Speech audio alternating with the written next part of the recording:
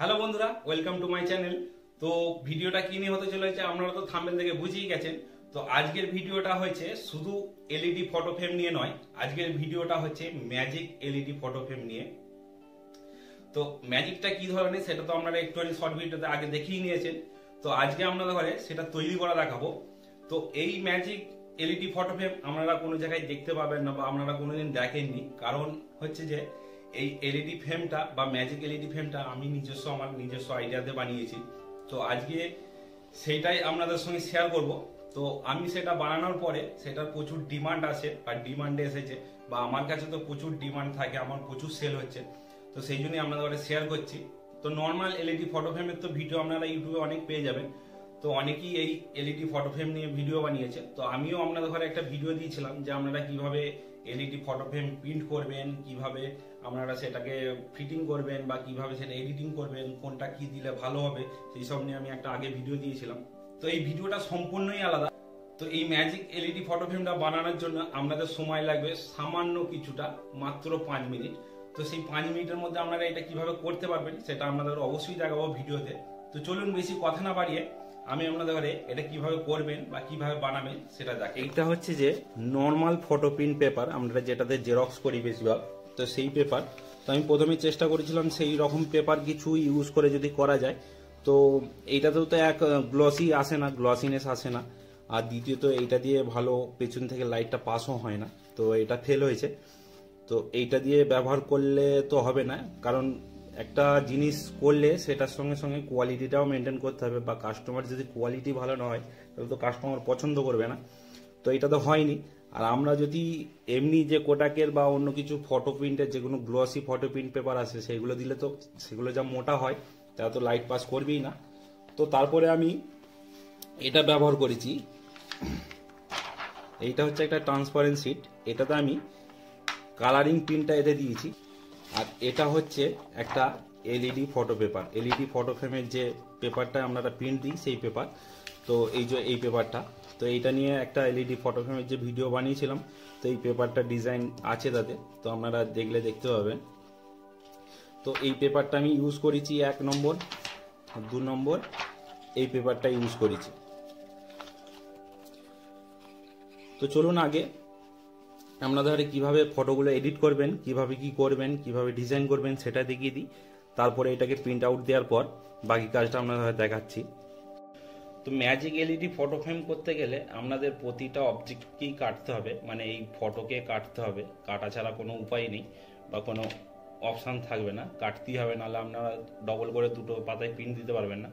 তো এইটা যেমন ছিল, এই যে একটা ফটো, এটাকে আমি কেটে নিয়েছি। আর এর ব্যাকগ্রাউন্ডটা লাইট ছিল বলে, তো ঠিক কালারিং ছিল না বলে আমি এটাকে ব্যাকগ্রাউন্ডটাকে চেঞ্জ করে দিয়েছি। তো এই ধরনের ফটো হোক, এই ধরনের ফটো হোক, যে কোনো ফটো হোক, আপনাদের ঘরে অবজেক্টটাকে কাটতেই হবে। তো আপনারা যদি ফটোশপ CX6 বা ওর উপরের কোনো ভার্সন ইউজ করেন, তো যারা ইউজ করছেন তারা জানেন কাটাটাও এমন কিছু ব্যাপার নয়। কারণ পুরনো ভার্সনগুলো হলে পেন টুল দিয়ে একটু একটু করে এইগুলো কাটতে হতো। তো আপার ভার্সনগুলো দরকার পড়ে না। এই যে এখান থেকে কুইক সিলেকশন টুল নিয়ে আমরা যদি এইভাবে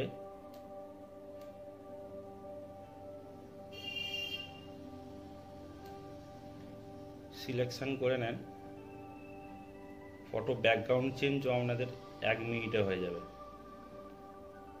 তো আপনারা একটু ভালোভাবে এটা করবেন। তো আমি জাস্ট আপনাদের দেখানোর জন্য এটা করছি। এখান থেকে ইনভার্স করে দিয়ে Ctrl+J, খুব সহজে, এই দেখুন খুব সহজে ফটো কাটিং হয়ে গেল। তো এইভাবে আপনারা কাটিং করে নেবেন, বা আপনারা যে উপায়ে কাটিং করে ফটো সেই উপায়ে কাটিং করে নেবেন। আমি যে এটা আলাদা একটা ব্যাকগ্রাউন্ড নিয়েছি, আর এটাকে আমি এখানে ঠিক সেন্টার করে অ্যাডজাস্ট করে নিয়েছি। তো আপনাকে এইভাবে বসানোর পর পুরো এটাকে একটা প্রিন্ট দিতে হবে। তো এইটাকে আমি একটা আগে প্রিন্ট দিয়ে দিই, তারপরে বাকিটা দেখাচ্ছি। এটা এখান থেকে প্রিন্ট দিয়ে দিলাম। তারপরে তো এইটাকে ডিলিট করে দিই, এটা নিয়ে রেখেছিলাম ওনাদের দেখানোর জন্য। তো এইটা আপনি দুটো কাজ করলেন, আগে ফটোটাকে কাটিং করে নিলেন, পেছনে একটা ব্যাকগ্রাউন্ড দিয়ে দিলেন, তারপরে ব্যাকগ্রাউন্ডটাকে সরিয়ে দিয়ে আপনার যে অবজেক্টটা রইলো এখান থেকে ইমেজে গিয়ে মুডে গেলে স্কেল করে দিয়ে ডোন্ট রিসাইজ,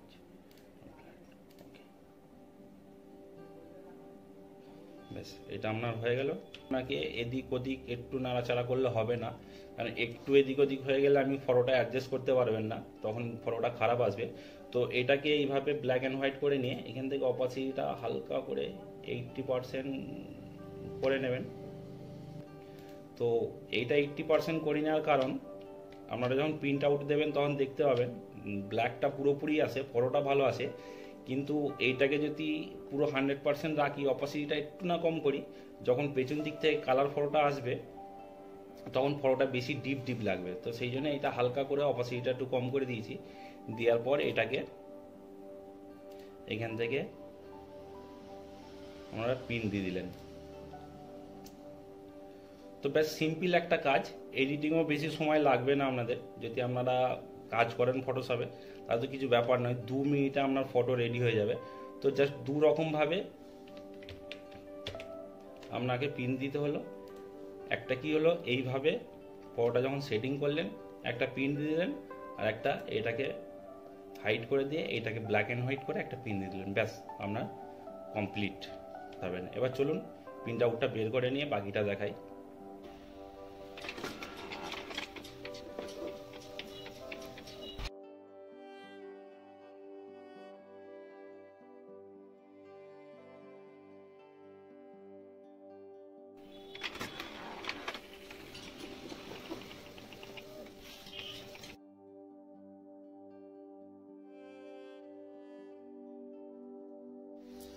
তো এই যে দেখতে পাচ্ছেন দুটোতে আমি আলাদা আলাদা করে প্রিন্ট আউট দিয়ে দিয়েছি। এইটা আছে সেই ট্রান্সপারেন্ট পেপার যেটাতে আমি কালার প্রিন্ট দিয়েছি, আর এইটা হচ্ছে এলইডি পেপার যেটাতে আমি ব্ল্যাক অ্যান্ড হোয়াইট প্রিন্ট দিয়েছি। তো এইটাকে আপনারা এইভাবে দুটোকে অ্যাডজাস্ট করে ঠিক পারফেক্ট এই দিক দিয়ে বা এই দিক দিয়ে যাতে আপনাদের পুরো ফটোটা পারফেক্ট বসে সেই হিসেবে আপনাদের কাজটা করে নিতে হবে বা সেটিং করে নিতে হবে। তো এইটাকে পারফেক্ট সেটিং করার জন্য এই যে এলইডি ফ্রেমের যে এলইডি প্যানেলটা আছে সেটাকে আপনারা একটু আগে জেলে নেবেন, তাহলে কি হয় এইভাবে। তো এইভাবে আপনাদের মেজারমেন্টটা করতে সুবিধা হবে, এর ওপর রেখে দিয়ে যদি মেজারমেন্ট করেন। তো এইভাবে আপনারা মেজারমেন্ট করে নেবেন ঠিকঠাকভাবে দুটোকে সমান করে মিলিয়ে। তো এইভাবে দুটোকে মেজারমেন্ট করে নেওয়ার পর একদম সাইড দিয়ে হালকা হালকা করে আপনারা একটু টেপিং করে নেবেন, কারণ ফিটিং করার সময় না হলে এদিক ওদিক সরে যাওয়ার ভয় থাকবে। তো টেপিংটা এমন করবেন আর এত হালকা করে করবেন সাইড দিয়ে যাতে আপনাদের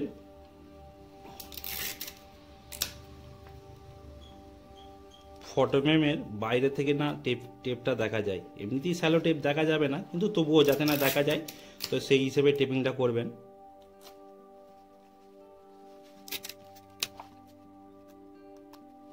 তো এই যে এটা হয়ে গেল আমাদের টেপিং কমপ্লিট। এবার যে আমাদের ফটো ফ্রেমটা আছে সেটা নিয়ে নেব। ফটো ফ্রেমটা নেওয়ার পর তো ফটো ফ্রেমে এই ধরনের একটা উপরে আগে প্লাস্টিক আছে, গ্লসি প্লাস্টিক, সেটাকে প্রথমে দিতে হয়। তারপরে আমরা দেবো আমাদের ফটোটা।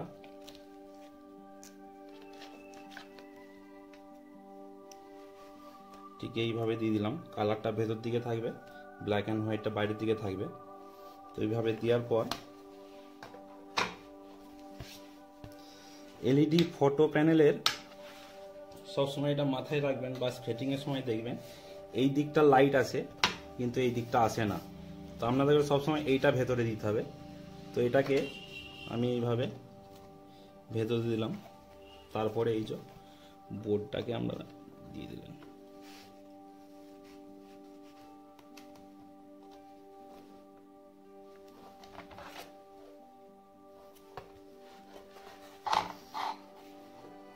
এই দেখুন আপনাদের magic LED photo frame ready. এইটাকে এবার আমি যদি লাইট অফ করি, এটা আপনারা ভালোভাবে দেখতে পাবেন যে এইটা এতটাই পরিষ্কার আছে যে ভেতরের কোনো রকমের কোনো কিছুই আপনি দেখতে পাবেন না। এই দেখুন ওপর থেকে পুরোই সাদা থাকবে, আর যখনই লাইটটা জ্বালবেন তখনই পুরো কালারিং হয়ে যাবে।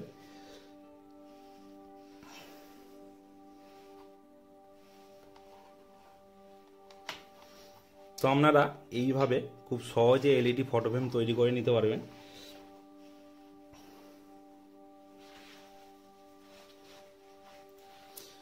তো এই হলো ম্যাজিক এলইডি ফটো ফ্রেম তৈরি করার প্রসেস। আপনারা যদি একটু আপনাদের নর্মাল এলইডি ফ্রেমটাকে যদি একটু এইভাবে আপনারা কাজ করে দিতে পারেন, তাহলে আপনার নর্মাল এলইডি ফ্রেমটা তার 10 গুণ দামে বিক্রি করতে পারবেন।